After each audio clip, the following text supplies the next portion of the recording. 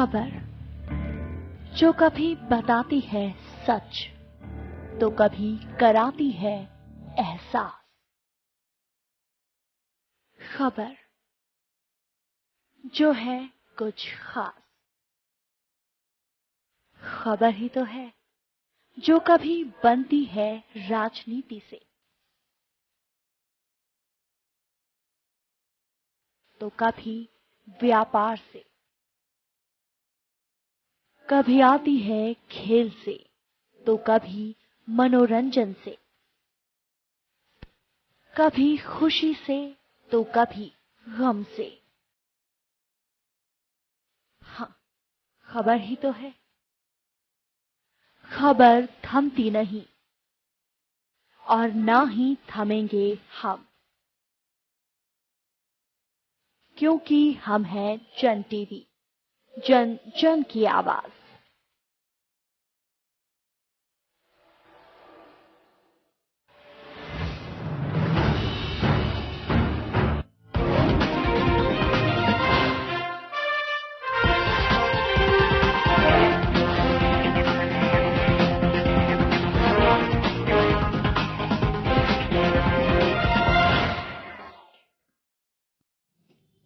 नमस्कार जन टीवी में स्वागत आपका। मैं हूं योगेंद्र। आप देख रहे हैं खास खबर। खास खबर में आज हम चर्चा करेंगे 5 राज्यों के विधानसभा चुनाव का ऐलान हो चुका है। हम आपको बता दें कि 4 फरवरी से 8 मार्च तक मतदान होगा। उत्तर प्रदेश सबसे बड़ा प्रदेश, वहां 7 चरणों में मतदान होगा और 11 मार्च होली के ठीक 2 दिन पहले गुलाल उड़ेगी जीतने वाले दलों के बीच, यानी कि 11 मार्च को चुनाव परिणाम घोषित कर दिए जाएंगे। सबकी निगाहें टिकी हुई थी कि 5 राज्यों के चुनाव का ऐलान होना बाकी है और ऐलान के साथ ही आदर्श आचार संहिता भी लागू कर दी गई है। लेकिन अभी सियासी हलकों में सवाल यह उठ रहा है कि 31 जनवरी से बुलाए जाने वाले संसद सत्र का क्या होगा। क्या 1 फरवरी को सरकार बजट पेश कर पाएगी? लेकिन अभी तक कहा जा रहा है कि एक संवैधानिक स्थिति है और इसको लेकर के चुनाव आयोग को अभी इसमें कुछ मार्गदर्शन करते हैं या फिर उस पर डिसीजन करते हैं, ये देखने वाली बात होगी। लेकिन फिलहाल सभी विपक्षी दलों ने इस पर आपत्ति जताई है। लेकिन लोगों का कहना है कि रेलवे बजट और आम बजट पहली बार देश में वर्षों बाद एक साथ आ रहा है और ऐसे में क्या वास्तव में चुनाव से ठीक मतदान से ठीक 3 दिन पहले सरकार बड़ी राहत दे सकती है? नोटबंदी का कितना असर होगा इन चुनाव पर, यह देखने वाली बात होगी। क्या समाजवादी पार्टी के कुनबे का बिखराव वापसी कर पाएगा? बीएसपी का हाथी क्या करेगा? इन तमाम पहलुओं को लेकर के हम चर्चा करेंगे और सबकी निगाहें भी इसी पे टिकी हुई हैं। आम आदमी पार्टी पशोपेश में है कि 4 फरवरी को ही पंजाब और गोवा दोनों जगह मतदान होगा। आशुतोष ने सवाल भी खड़े किए। सुनिए नसीम जैदी जो मुख्य निर्वाचन आयुक्त हैं वो क्या कह रहे हैं।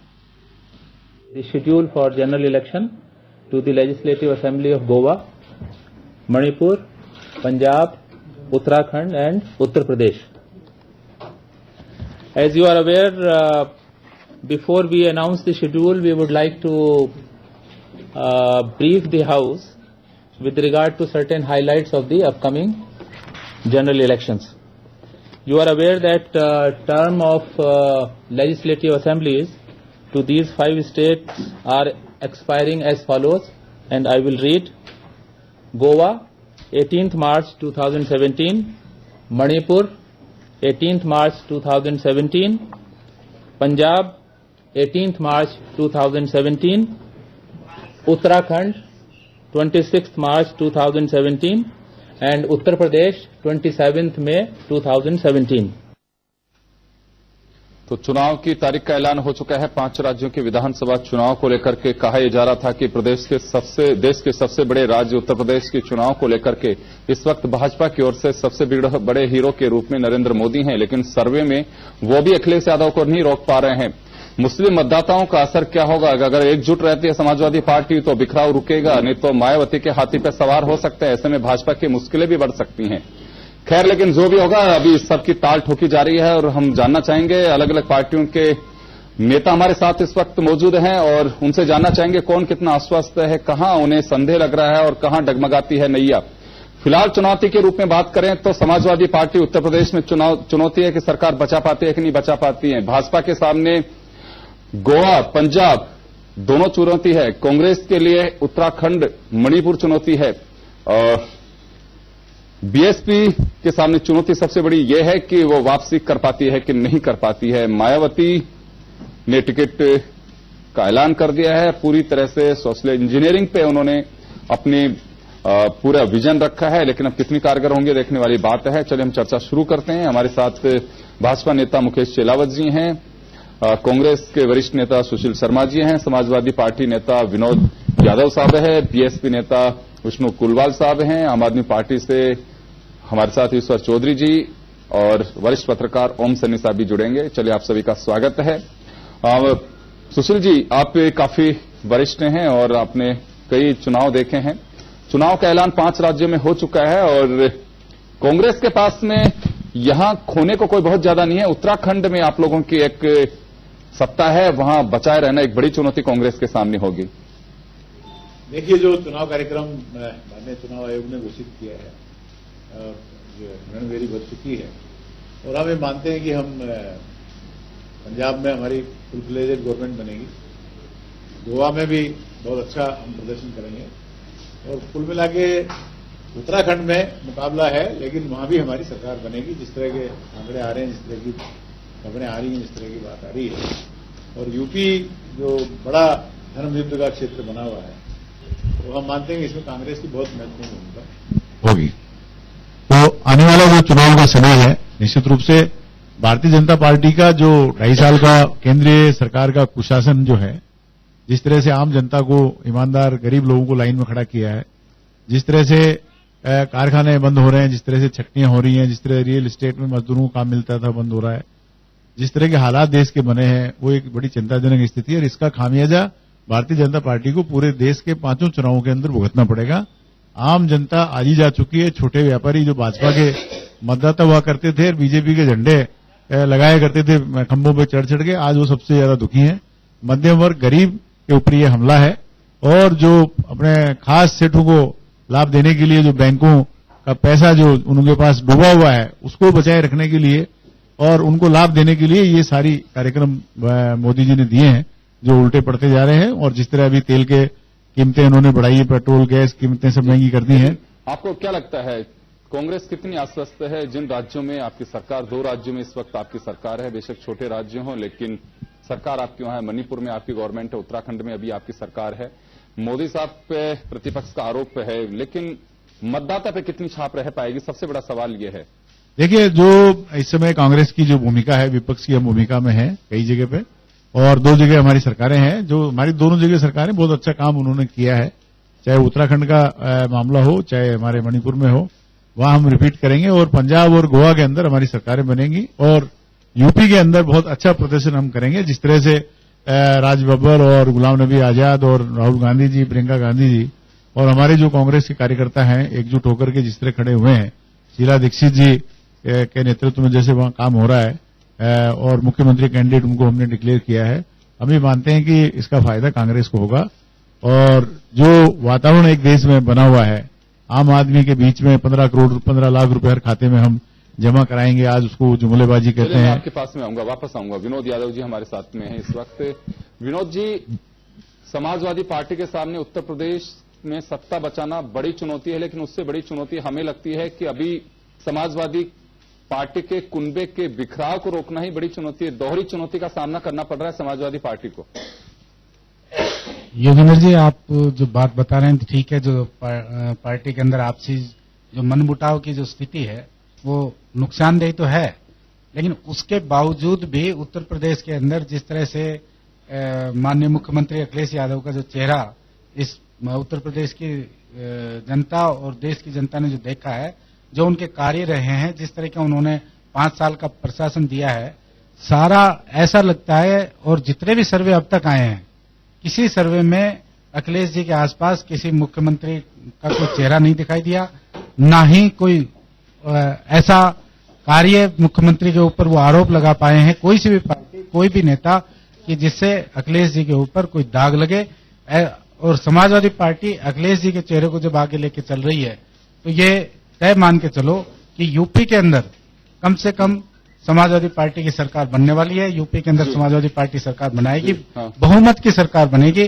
सांप्रदायिक ताकतों को रोकने में देश की जनता उत्तर प्रदेश के सीएम अखिलेश यादव की तरफ देख रही है कि सांप्रदायिक ताकतों को रोकने के लिए उनकी एक महत्वपूर्ण भूमिका रहेगी। जिस तरह का माहौल आज जनता के बीच में, शायद देश के पहले प्रधानमंत्री है जिन्होंने विदेश में जाके देश की बुराई की हो, जिन्होंने अपने प्रधानमंत्री पद की गरिमा अपने भाषणों के अंदर जिस तरह की भाषा का उन्होंने उपयोग किया है, शायद पहली बार ऐसा होगा कि देश के प्रधानमंत्री ने उस पद की गरिमा को बनाए नहीं रखा। इस सब चीजों को ध्यान में रखते हुए देश की जनता सांप्रदायिक ताकतों को रोकेगी आपको और उम्मीद है कि समाजवादी पार्टी वापसी करेगी, लेकिन बड़ा सवाल यह है कि समाजवादी पार्टी का बिखराव रुकेगा कैसे? अभी तक सुलह के कोई प्रयास जिस तरह से किए जा रहे हैं वो नाकाफी साबित हो रहे हैं और अभी तक विफलता हासिल हो रही है। ऐसे में बड़ा सवाल है कि समाजवादी पार्टी की साइकिल का क्या होगा कि अगर बिखराव होगा तो चुनाव चिन्ह जब्त होगा, और ऐसे में ये ताल ठोकना कि समाजवादी पार्टी वापसी करेगी, फिर तो अखिलेश वापसी करेंगे या फिर मुलायम गुट वापसी करेगा, बड़ा सवाल ये होगा। देखिए योगेंद्र जी, मैं आपसे निवेदन करूं कि चुनाव चिन्ह निश्चित रूप से एक महत्वपूर्ण चीज होती है और वो जनता के बीच में पहले चला जाता है, वो निश्चित रूप से अच्छी बात है। लेकिन ये भी नहीं है, कांग्रेस के भी चुनाव चिन्ह बदले, जनता दल के भी जो गुट अलग हुए उनके भी बदले हैं, बीजेपी के भी चुनाव चिन्ह बदले, सबके बदले। लेकिन चुनाव चिन्ह बदलने से ऐसा नहीं है कि जो चेहरा सामने है, जिस जनता के सामने जो उम्मीद है, वो उम्मीद के ऊपर वोट पड़ेगा। यादव साहब, अभी तक समाजवादी पार्टी ने कोई चेहरा तय नहीं किया है। अखिलेश यादव के खेमे में उनका दावा है कि 90% वर्कर जनप्रतिनिधि उनके साथ में है, ऐसे में लीडर वो है। लेकिन समाजवादी पार्टी के राष्ट्रीय अध्यक्ष के रूप में मुलायम सिंह यादव अभी स्टैंड कर रहे हैं और उनकी राय है कि अखिलेश यादव बगावती फेस है हमारा और वो उनके पे हम दाव बहुत मुश्किल है लगाना। तो ऐसे में कैसे कह सकते हैं कि देखना होगा कि हमें कुछ दिन इंतजार करना होगा आपके दावे पर कि समाजवादी पार्टी के सिंबल को क्या फ्रीज किया जाता है या फिर किसी एक गुट को दिया जाता है या फिर एकजुट होकर के चुनाव लड़ेंगे। अभी आप हमें और आप दोनों को शायद वेट करना पड़ेगा, लेकिन दोहरी चुनौती का सामना इस वक्त समाजवादी पार्टी को करना पड़ रहा है। चले विष्णु कुलवाल साहब, बीएसपी नेता। विष्णु जी, क्या लगता है इस वक्त जिस भंवर में बीएसपी अटकी हुई है उसका क्या होगा? नरेंद्र मोदी है, वो अपने एक फेस के रूप में वहां पे बेशक प्रधानमंत्री हो, लेकिन चेहरा नरेंद्र मोदी का उत्तर प्रदेश में। आप लोग उत्तर प्रदेश पे ताल ठोक रहे हैं, उत्तराखंड में कुछ सीटों पे आप चुनाव लड़ाने की तैयारी कर रहे हैं, आप मणिपुर में भी चुनाव लड़ाएंगे, लेकिन जो मूल आपका एजेंडा है उत्तर प्रदेश का, ऐसा तो नहीं है कि मायावती इस वक्त घिरी हुई हो?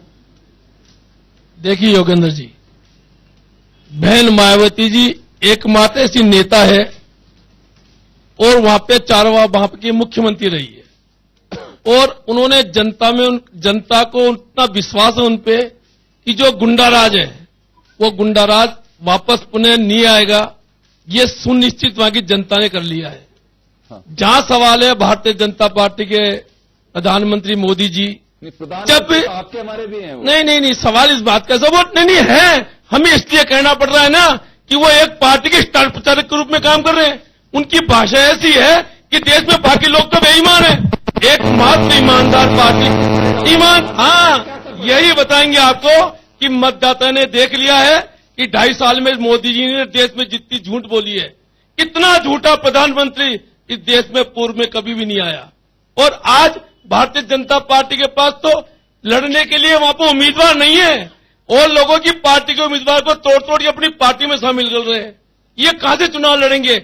और जहां सवाल है कि मोदी जी जब देश के प्रधानमंत्री हैं तो वहां के जो मुख्यमंत्री के दावेदार का नाम बता दीजिए। क्यों? कि इनकी पार्टी में आंतरिक जो समाजवादी पार्टी में है उससे ज्यादा खतरा भारतीय जनता पार्टी में। आज मैं लगातार ये देख रहा था कि ये कहा जा रहा है, हाँ बीएसपी पे ये कहा जा रहा है कि बहन मायावती जी ने जातिवाद पे टिकट बांटे। हाँ। एक बात बता दीजिए कि ऐसी कौन सी पार्टी है जो टिकट नहीं बांटती? आज इसका